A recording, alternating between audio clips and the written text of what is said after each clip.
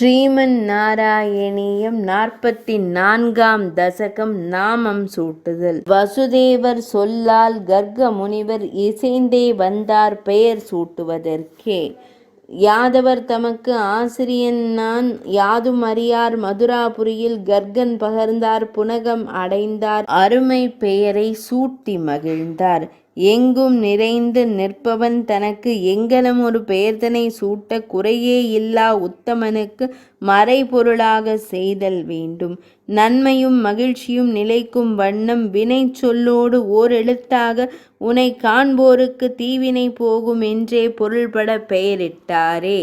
கர்கன் பலதாய் பெயர்களை இட்டார். அருமை அண்ணனை ராமன் என்றார். இயம்பியவற்றின் பொருளை சொன்னார். நின் இயல்பதனை சொல்லாமல் விட்டார்.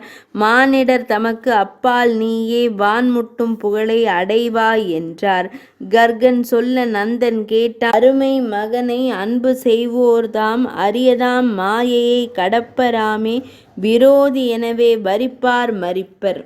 கர்கன் மேலும் உரைக்கல் உற்றான். அருமை குழந்தை புகழை சொல்வார். தானவர் தம்மை அழிக்க பிறந்தான். தன்னை அடைந்தார்க்கு முக்தியை அளிப்பான்.